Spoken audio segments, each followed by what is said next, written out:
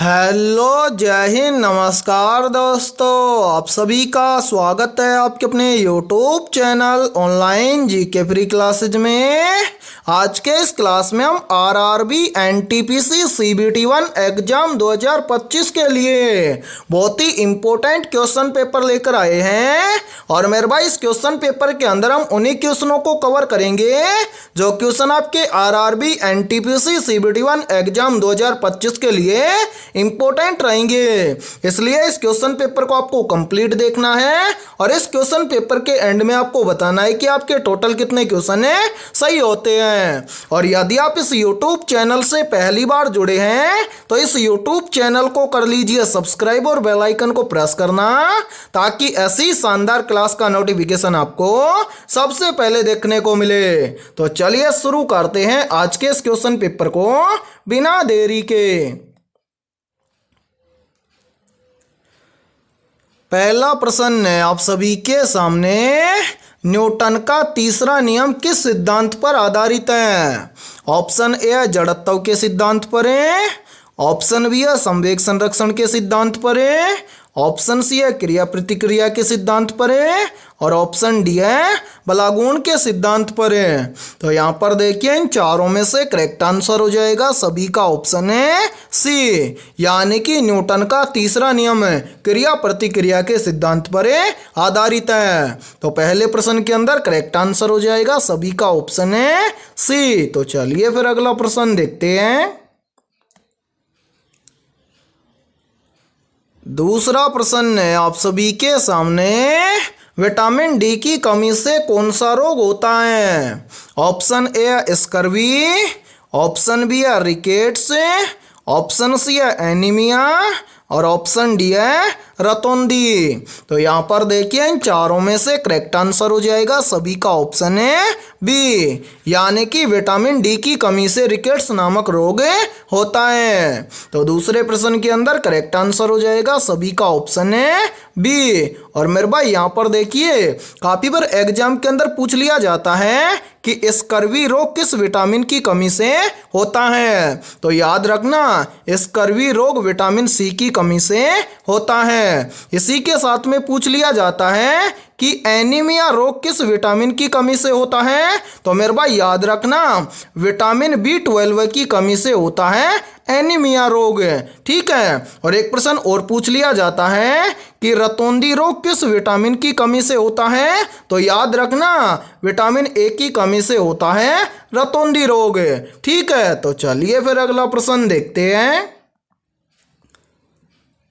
तीसरा प्रश्न है आप सभी के सामने, निम्नलिखित में से इनपुट डिवाइस कौन सा है? तो यहाँ पर देखिए इन चारों में से करेक्ट आंसर हो जाएगा सभी का ऑप्शन है सी, यानी कि इन सभी में से कीबोर्ड एक प्रकार का क्या है इनपुट डिवाइस है। तो तीसरे प्रश्न के अंदर करेक्ट आंसर हो जाएगा सभी का ऑप्शन है सी। और मेरे भाई बाकी आप याद रखना मॉनिटर है, प्रिंटर है और स्पीकर है, ये तीनों के तीनों क्या हैं? तो मेरे भाई ये तीनों आउटपुट डिवाइस हैं, ठीक है। और इसी के साथ में देखिए आप सभी के लिए बहुत ही इंपॉर्टेंट सूचना है, यदि आप पहली बार के अंदर आरआरबी एनटीपीसी सीबीटी 1 एग्जाम 2025 को क्रैक करना चाहते हैं तो मेरे भाई हमने आपके आरआरबी एनटीपीसी सीबीटी 1 एग्जाम 2025 के लिए जीके, जीएस, साइंस, मैथमेटिक्स और रीजनिंग यानी कि ऑल सब्जेक्ट के ऊपर मास्टर पीडीएफ सेट तैयार किया है।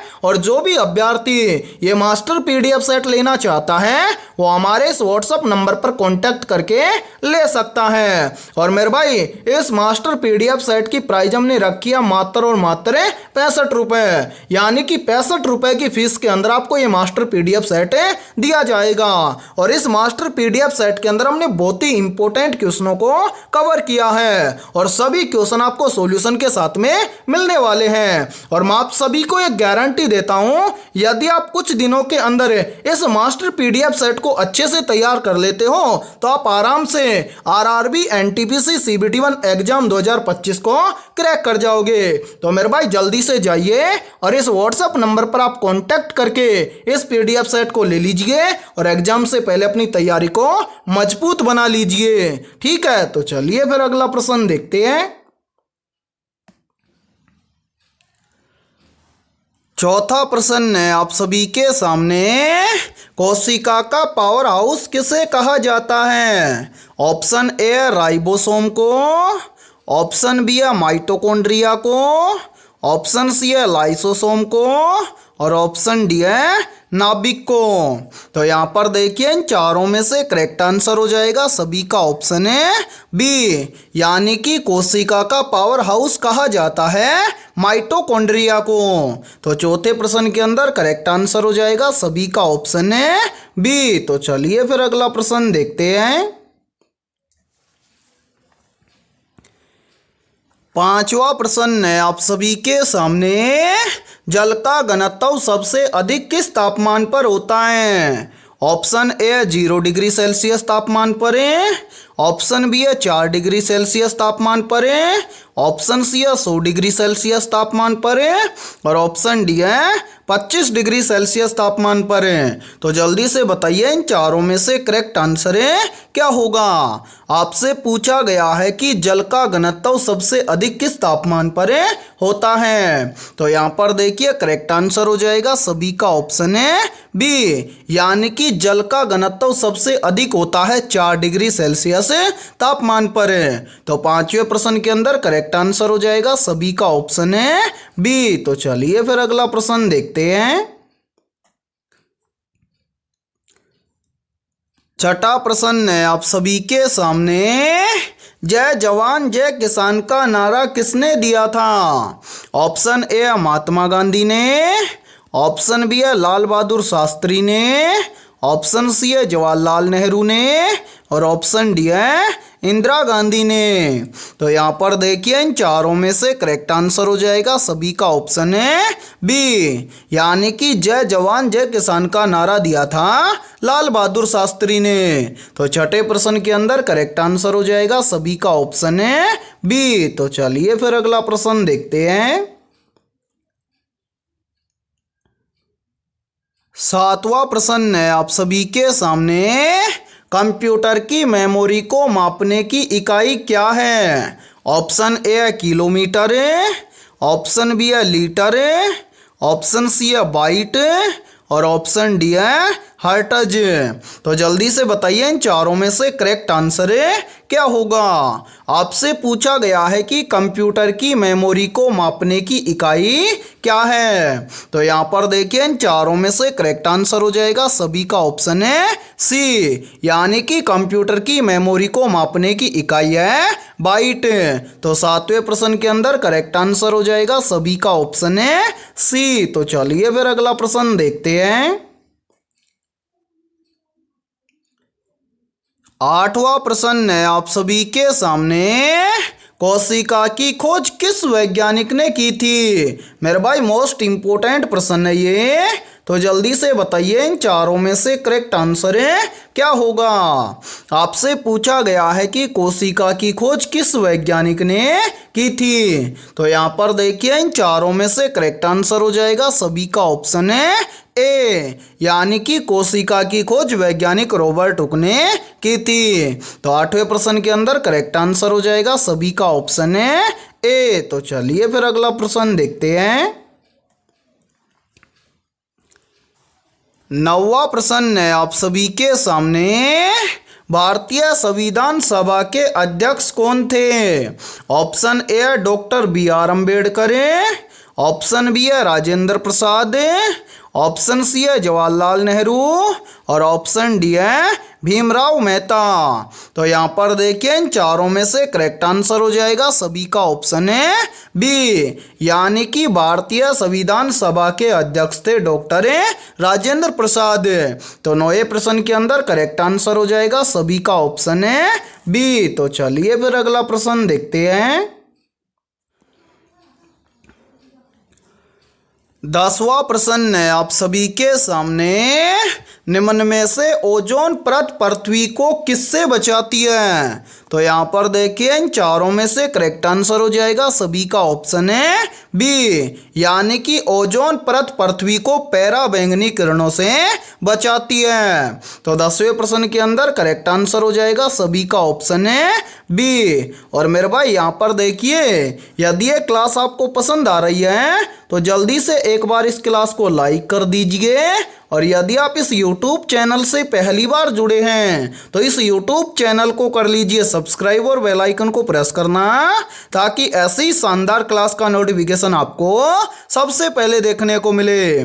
और मेरे भाई आज की इस क्लास के अंदर हमने बहुत ही इंपॉर्टेंट क्वेश्चनों को कवर किया है, इसलिए सभी को इस क्लास को कंप्लीट देखना है और क्लास के एंड में आपको बताना है कि आपके टोटल कितने क्वेश्चन है सही होते हैं। ठीक है, तो चलिए फिर अगला प्रश्न देखते हैं। 11वां प्रश्न है आप सभी के सामने, निम्न में से सीपीयू का मुख्य कार्य क्या होता है?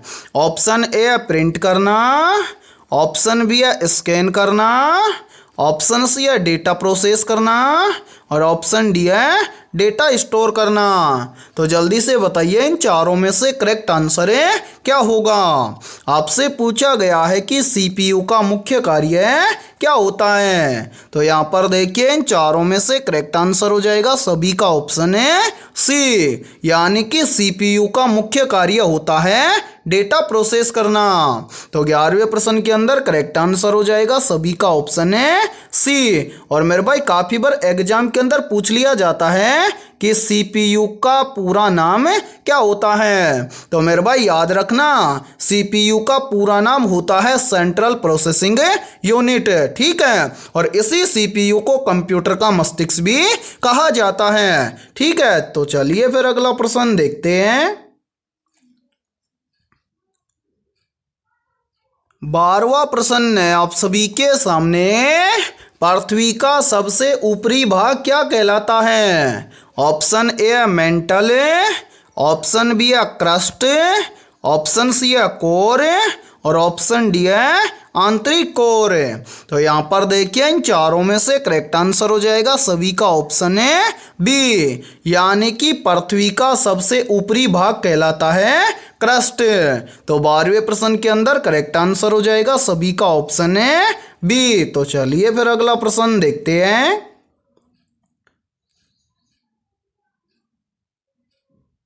13वां प्रश्न है आप सभी के सामने, कंप्यूटर में डिलीट की गई फाइल कहाँ जाती है?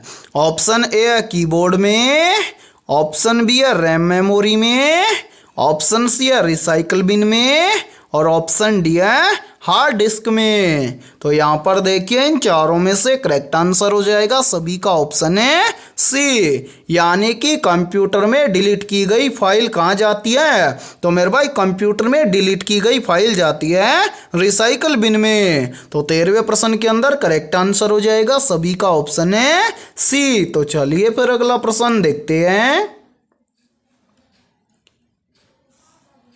14वां प्रश्न है आप सभी के सामने, निम्न में से यूएनओ का मुख्यालय कहाँ पर स्थित है? ऑप्शन ए है जिनेवा में, ऑप्शन बी है न्यूयॉर्क में, ऑप्शन सी है पेरिस में और ऑप्शन डी है लंदन में। तो यहाँ पर देखिए इन चारों में से करेक्ट आंसर हो जाएगा सभी का ऑप्शन है बी, यानी कि यूएनओ का मुख्यालय न्यूयॉर्क में स्थित है। तो 14वें प्रश्न के अंदर करेक्ट आंसर हो जाएगा सभी का ऑप्शन है बी। तो चलिए फिर अगला प्रश्न देखते हैं।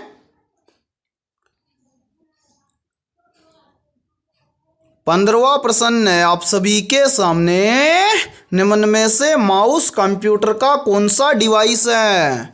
ऑप्शन ए है आउटपुट डिवाइस, ऑप्शन बी है सॉफ्टवेयर, ऑप्शन सी है इनपुट डिवाइस और ऑप्शन डी है नेटवर्क। तो यहाँ पर देखिए इन चारों में से करेक्ट आंसर हो जाएगा सभी का ऑप्शन है सी, यानी कि माउस कंप्यूटर का इनपुट डिवाइस है। तो 15वें प्रश्न के अंदर करेक्ट आंसर हो जाएगा सभी का ऑप्शन है सी। तो चलिए फिर अगला प्रश्न देखते हैं। 16वां प्रश्न है आप सभी के सामने, मानव शरीर की सबसे छोटी हड्डी कौन सी है? ऑप्शन ए फीमर हड्डी, ऑप्शन बी है स्टेप्स हड्डी, ऑप्शन सी है ह्यूमरस हड्डी और ऑप्शन डी है टिबिया हड्डी। तो यहाँ पर देखिए इन चारों में से करेक्ट आंसर हो जाएगा सभी का ऑप्शन है बी, यानी कि मानव शरीर की सबसे छोटी हड्डी है स्टेप्स हड्डी, इसी को बोला जाता है स्टेपीज हड्डी। ठीक है, तो 16वें प्रश्न के अंदर करेक्ट आंसर हो जाएगा सभी का ऑप्शन है बी। तो चलिए फिर अगला प्रश्न देखते हैं। 17वां प्रश्न है आप सभी के सामने, सूर्य से निकलने वाली ऊर्जा का स्रोत क्या है?